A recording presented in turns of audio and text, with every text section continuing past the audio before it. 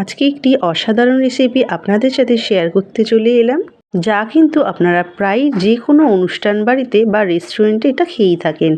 হ্যাঁ, এই রেসিপিটির নাম হচ্ছে তোপসে ফ্রাই।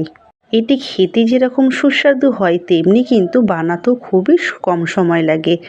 তাই এই সুস্বাদু রেসিপিটি আপনাদের সাথে শেয়ার করতে চলে এলাম। তাহলে চলুন রেসিপিটি দেখে নেওয়া যাক।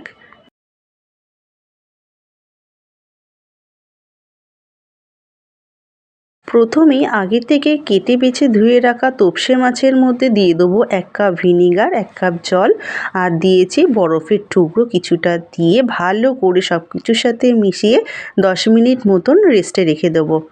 এর ফলে যে মাছের যে আষ্টে গন্ধ সেটা কিন্তু থাকবে না।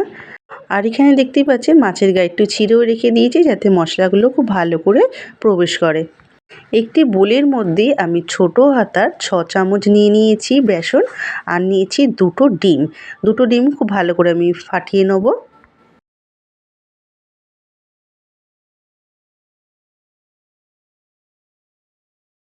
এরপর দিয়ে দেবো 1 চামচ বেকিং সোডা, 1 চামচ বেকিং পাউডার, স্বাদ মতো নুন, গোলমরিচ, ধনেপাতা কুচি আর রসুন কুচি দিয়ে খুব ভালো করে মিশিয়ে নেব।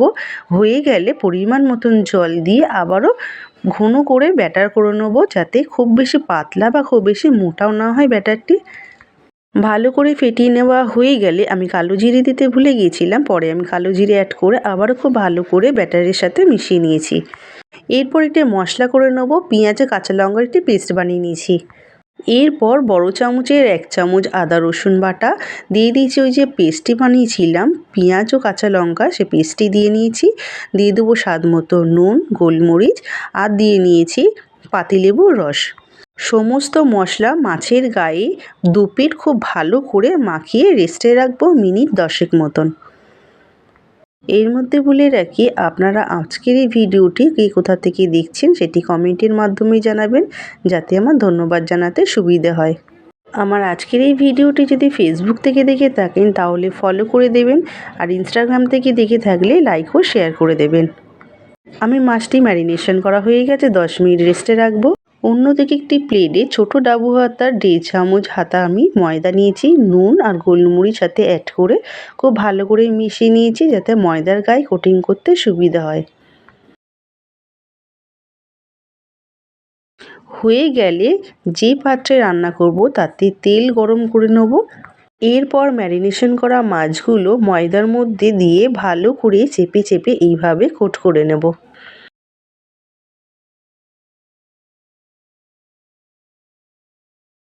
কোট করা হয়ে গেলে ময়দা ও ডিমের গোলায় ভালো করে আবারও কোট করে নেব।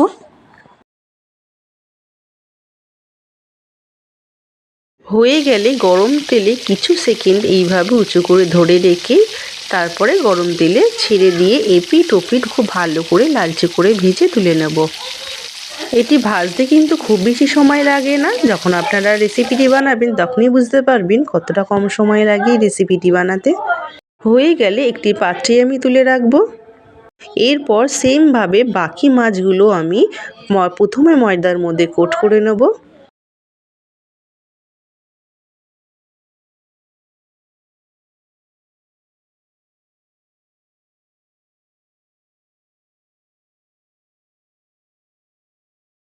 ময়দায় কোটিং করা হয়ে গেলে সেমভাবেই আমি বেসনের মধ্যেও কোট করে নেব।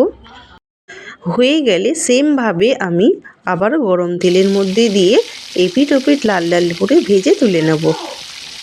এই তোপসে ফ্রাইটা কিন্তু আমরা যে কোনো রেস্টুরেন্ট বা যে কোনো অনুষ্ঠান বাড়িতে কিন্তু খেয়েই থাকি। আর অনুষ্ঠান বাড়ির মতন এরকম স্বাদ পেতে চাইলে আমার এই রেসিপিটি কিন্তু আপনারা ফলো করতে পারেন। এইভাবে যদি বানান তাহলে কিন্তু একেবারে অনুষ্ঠান বাড়ির মতনই খেতে লাগবে। 1 পিঠ খুব ভালো করে ভাজা হয়ে গেছে, আবারও আমি উল্টে দিয়ে ভালো করে আরেক পিঠটাও হালকা লালচে করে ভেজে তুলে নেব। এইভাবে বাকি মাছগুলো সেম প্রসেসেই কিন্তু ভেজে তুলে নিলেই একেবারেই রেডি হয়ে যাবে তোপসে ফ্রাই রেসিপি। তাহলে আপনারা দেখে বুঝতেই পারলেন রেসিপিটি কতটাই সহজ এবং একদমই কিন্তু সিম্পল রেসিপি। আর প্রত্যেকটি উপকরণই কিন্তু আমাদের রান্নার জায়গায় কিন্তু থেকেই থাকে। শীতের সন্ধে গরম কফির সাথে যদি এরকম স্ন্যাক হিসেবে যদি এই তোপসে ফ্রাই থাকে তাহলে কিন্তু জাস্ট শীতের সন্ধে জাস্ট জমে যাবে। আমার আজকের এই রেসিপিটি ভালো লেগে থাকলে লাইক শেয়ার কমেন্ট করবেন এবং সাথে সাবস্ক্রাইব করে পাশে বেল আইকনটি প্রেস করে দেবেন, যাতে সবার আগে নতুন নতুন রেসিপি আপনার কাছে পৌঁছাতে পারে। তাহলে ভালো খান, ভালো থাকুন, টাটা।